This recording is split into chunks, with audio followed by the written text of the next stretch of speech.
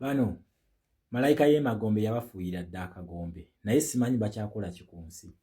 Omusajja ono yagenze mu Washington n'asayininga agreements zino nabadde manyi mwoyo w'amagezi amulinnyeeko era agenda kukola ekituufu. Naye bakugamba nti ennaku zo bwe ziba nga ziweddeyo ez'okufa ne bw'okola kito tosobola kukola kito tosobola kuwona.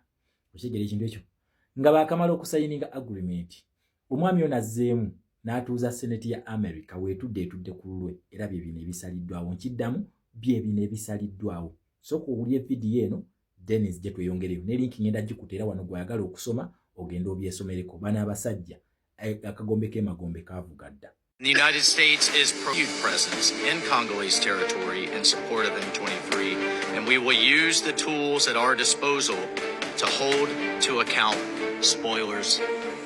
So, wenzijiddeko nga bakugamba nti bagenda kukozesa every tool to their disposal to bring the spoilers to account. Spoilers, ekigambo akozesa spoilers to account kitegeeza ki? Rwanda already bamutegedde.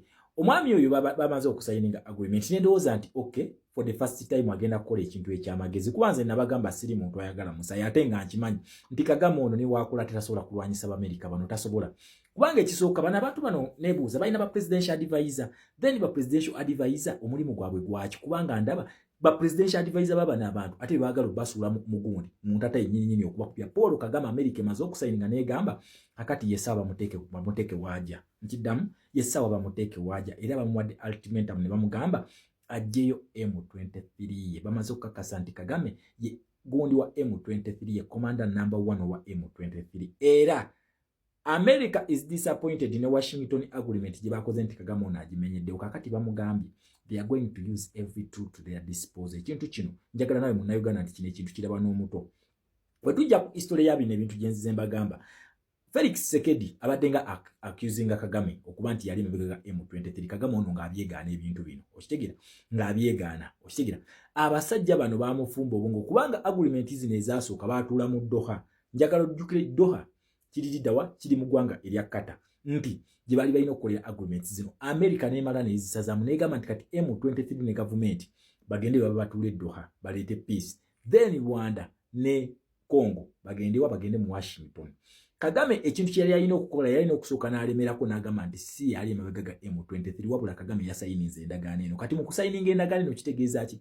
Yamaze okwapuruvinga nti bulijjo yali emabega ga M23. Era omusajja abadde akusomera history oyo akulagidde ddala nti Rwanda yaki yali emabega ga M23. Okitegeera otherwise senga si yabadde akulira egundi eno lwaki yasayininze endagaano eyo yasayininze yaki? Nakugamba bano abasajja balowooza nti bategeera naye tosobola kuzannyira ku Mumerika asobola okufuna yonna n'akuteeka mu trap ng'eraba n'omuto. Mukitegeera ekintu ekyo nga kiraba n'omuto nti olwedde bamaze okutrapinga kati Paul Kagame bamutrapinze talina way out tagirina takyasobola kwegaana.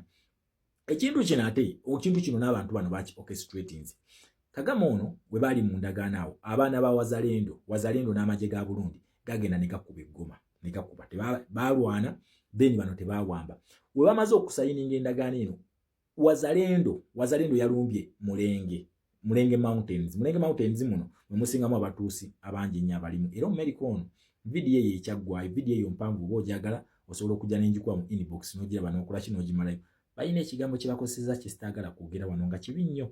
Yes, kibi nnyo kye bakozesezza nga balifaalinga ku batuusi. Kiddamu nga balifaalinga ku batuusi. Vidiyo eyo njirina osobola okujja mu inbox yange n'enjikuwa wemaliyo statement ezo z'oyo omusajja z'ayogedde. Wabula nze nina akantu ke mbadde nkwagalirawo otegeere nti giwunye. Bano bwe bakomyewo okukola revenge basazeewo bawambe Uvira. Babadde balina okulwana ne batawamba Uvira eyo. Kagame asobole okusigala ng'akyatwaliza ekintu kino. Okumanya ng'abantu bano bazibu. Baamulaze nti osayininze peace nenga bakimanyi nti babadde bakimanyi nti yabadde emabega gaki. Era ne yali akola statement yagamba akati kansubire ku luno oba Kongo enalemerako kyonna ekinaatuukawo nze siyenze. Okitegeera nze siyenze. M23 we yawambye Uvira omwami ono yadduse n'awandiika ekiwandiiko kino kyenkuteeredde wano okiraba n'akiwandiika ng'agamba nti Kagame nti Tshisekedi Felix amenye endagaano y'omu Washington. Okitegeera naye nga ye M23 nga Uvira teri mikono gya DRC wabula ngeri mikono gya M23 ate ye n'awandiika nti bali bakoze eki bamenye endagaano eno. Okitegeera ekintu ekyo Washington yatudde ennaku z'omwezi zibadde 12 deeti eyo osobola ogiraba ne bagamba nti kati yesaba balage ku Kagame kikyali era bali disappointed nnyo ku muntu ono okitegeera kakati bagenda kukozesa every tool to their disposal okulaba nga bamaliriza Kagame then n'ekintu ekyakyo njagala gw'otegeere munnayuganda gwali kunandaba endagaano eno teri wakati wa M23 ne United States of America. Then number 2 njagala otegeere erinnya ly'endagaano eno bagiyita American Mineral Peace Deal. America DRC Mineral Peace Deal. Kitegeeza nti America endagaano yagikoze na gavumenti ya Felix Tshisekedi bano ne babeera bafa batya tebasobola kuwamba Felix Tshisekedi tebasobola ukitegeera just ekintu kyabadde balina okukola kugenda mu terms ba negotiating balabe nga nabo bafunawo ke bakola ki ke bafuna naye bano bakyali bano balowooza nnyo nti bali smart naye they are not smart at all. They are not. Kino ekintu kyakoze they are going to lose it all. Mark my words, they are going to lose it all. Through Burundi ne FDLR egenda erumbe Kagame mukube etwala obuyinza nkiddamu. Mark my words, nabagamba America emaliriza ekintu kino. FDLR egenda e Rwanda ekube Kagame emujje ku ntebe. Just watch the space in the near very near bagenda kumukulumbira okitegeera kubanga tosobola kukola kintu kya kisiru bwekiti tosobola kukikola ng'olina ba presidential advisor abalina amagezi tosobola kukola kintu kya kisiru ekyekiraba n'omuto already omaze okukkiriza nti gwali emabega ga M23 mumaze okusayininga endagaano omusajja omumanyi nti asobola okukuba super power. You are just an underdog. Mu lunaku lumu bwe luti oyo abeera amaze okwokya Rwanda yonna ng'agitadde ku ttaka ate bw'anaaba okyakya ani agenda omugira ani agenda omunenya.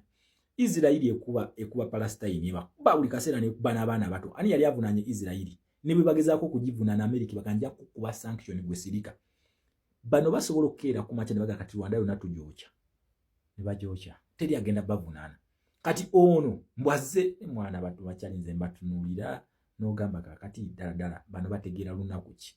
Let us watch the space. I'll keep you updated. Naye ekigenda mu maaso baluyita dedollarization.